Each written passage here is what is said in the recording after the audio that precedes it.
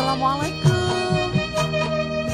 Selamat datang di channel YouTube Rifky Fitriati.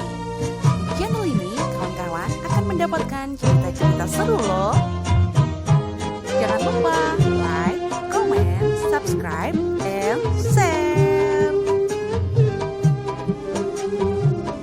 Selamat menikmati Lega Part 3.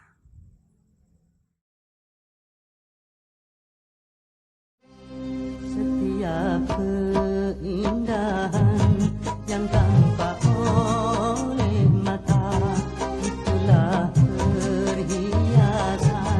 perhiasan dunia. Namun yang paling indah di antara semua hanya istri saleha, istri yang Lagu Bang Haji yang diputar di warung Bu Mimin menyentuh atmaku. Istri, itu gelarku. Gelar yang tersemat kala ijab kabul dijawab sah oleh para wali dan saksi. Gelar yang penuh makna namun surut puji. Iya, sebagai istri aku berusaha menutupi segala kekurangan suami. Entah diabaikan atau diakui. Menjaga rumah tangga tetap asri adalah tugasku sebagai istri. Agar cinta kami sehidup semati. Itu mimpiku. Dan tentu impian setiap wanita di muka bumi. Beli apa Mbak Mila? Tanya Maulida seraya menepuk pundakku, menyadarkanku dari kenikmatan dendangan lagu.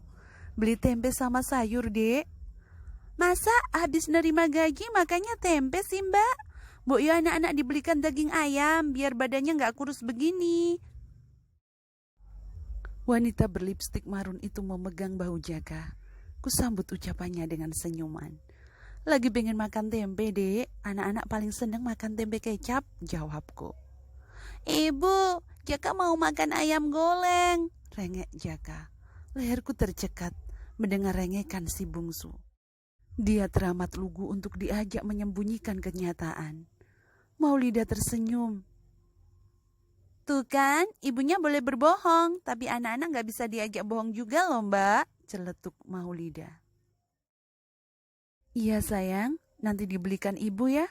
Berusaha ku tenangkan Jaka. Jujur keinginan hati, sebulan sekali kubuatkan mereka makanan lezat dan bergizi. Namun, jika itu kulakukan, maka gaji Mas Bambang tak mampu bertahan selama sebulan. Mbak Mila, kenapa sih harus pengiritan begitu? Gaji suamimu kan banyak. Sama seperti gaji Mas Rojak loh Mbak. Bahkan kalau nggak salah lebih gedean gaji suami Mbak Mila. Soalnya dia senior suamiku di pabrik. Tukas Maulida. Sambil memilih sayur ku simak kalimat Maulida. Sesekali kulirik Jaka yang lagi bermain dengan ayam Bu Mimin. Gaji Mas Rojak saja hampir 3 juta loh Mbak. Pasti gaji Mas Bambang lebih dari 3 juta. Ujar Maulida seraya memilih daging ayam. Tiba tanganku mematung, kerongkongan terasa kering. Antara sadar dan tidak, kepalaku seakan mengecil. Gaji 3 juta, dan aku hanya menerima 900.000 tiap bulan. Ini tidak masuk akal. Tidak, mungkin Maulida salah. Iya, aku sangat percaya dengan Mas Bambang. Dia tak mungkin berlaku curang kepadaku. Jujur, selama menikah dengannya, aku tak pernah tahu berapa jumlah gaji yang dia terima. Namun, bukankah dia sangat mencintaiku? Iya, aku yakin dengan cinta Mas Bambang. Mbak Mila? Maulida menepuk pundakku agak keras hingga aku tersadar dari lamunan. Iya, Dek. Kok ngelamun sih, Mbak? Tegurnya. Enggak kok, Dek. Ku coba tersenyum demi menutup kekalutan. Bu Mimin, saya mau ayamnya 1/4 ya, pintaku kepada wanita bertubuh tinggi besar tersebut. Nah gitu dong Mbak, sahut Maulida.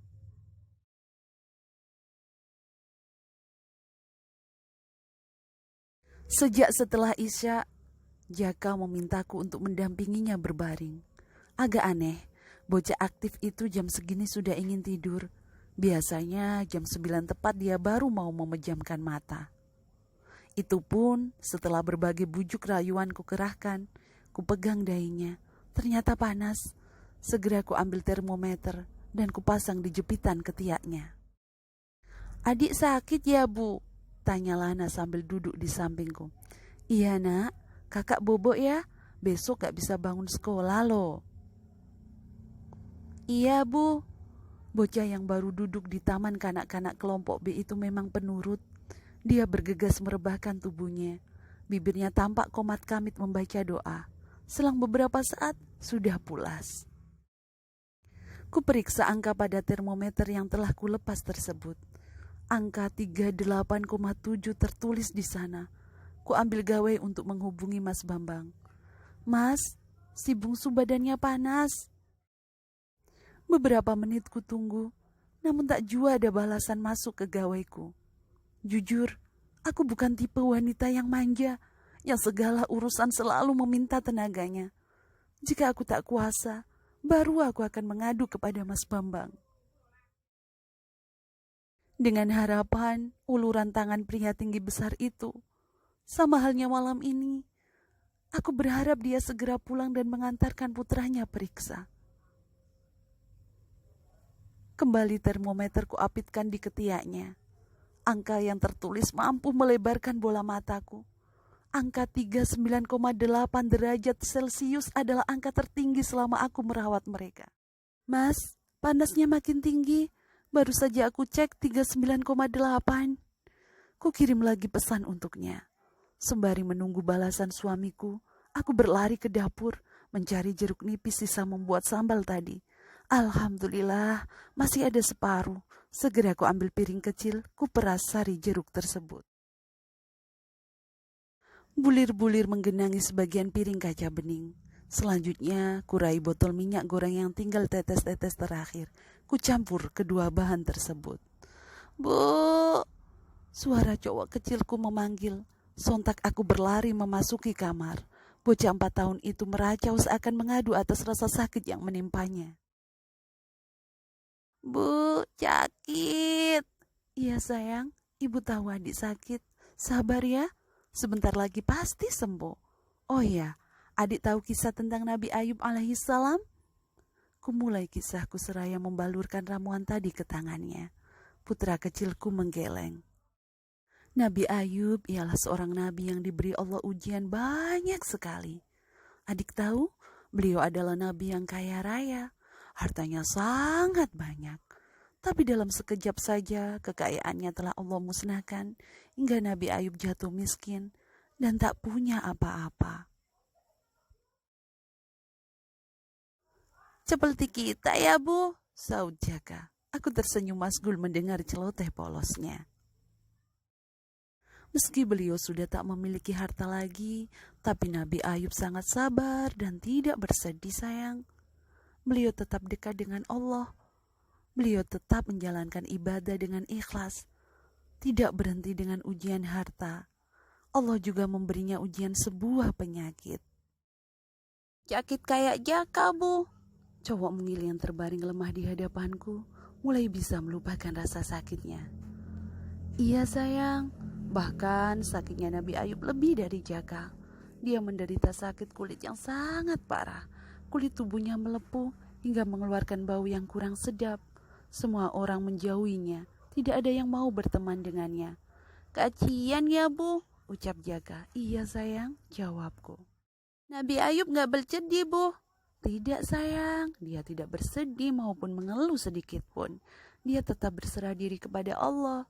Sebab bagi Nabi Ayub, sakit yang baru sebentar dialaminya tersebut tidak seberapa jika dibandingkan dengan kesenangan dan kesehatan yang telah Allah anugerahkan untuknya selama ini. Melihat hambanya yang sabar tersebut, Allah tersenyum senang sayang, sehingga Nabi Ayub pun diberi kesembuhan. Bahkan kulit tubuhnya lebih halus dan wangi dari sebelumnya. Kutatap mata sayu di depanku. Sekujur tubuhnya tampak berminyak terkena ramuan yang telah kubalurkan. Adik mau bersabar seperti Nabi Ayub? Tanyaku. Iya, Jaka mau bu, sambutnya cepat. Yuk dibantu ibu berdoa kepada Allah sayang. Nanti Jaka ikut mengaminkan. Aku tersenyum menatap bocah mungil itu mengangkat kedua tangannya.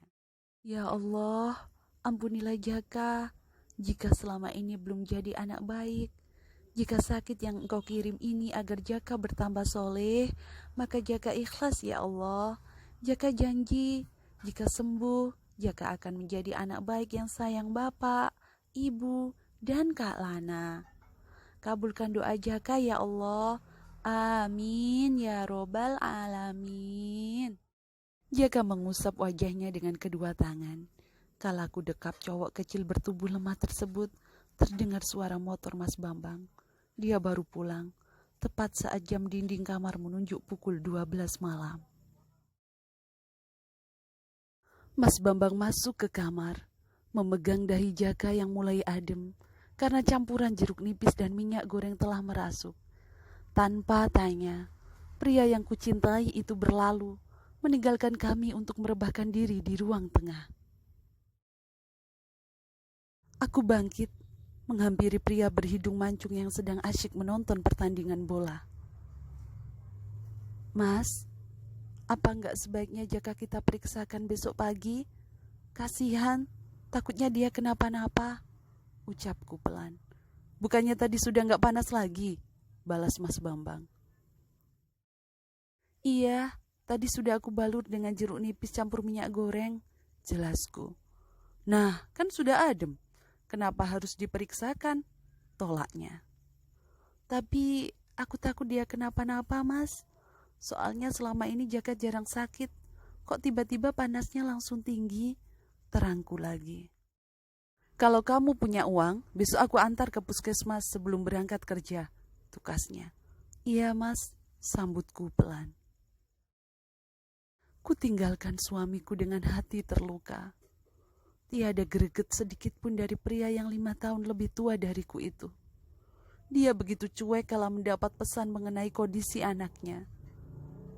Kini, saat ku mintai pendapat untuk membawa Jaka periksa, dia justru menanyakan keuanganku.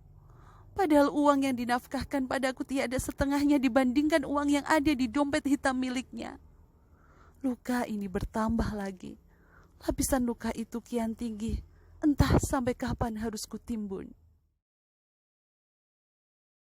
Kubaringkan tubuhku di antara sulung dan bungsu dengan uraian air mata. Kupegang lagi dahi Jaka. Masih sama seperti terakhir kuperiksa. Sudah tak sepanas tadi. Semoga dia baik-baik saja.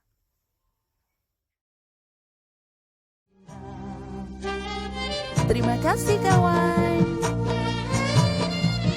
Sampai berjumpa lagi di part selanjutnya.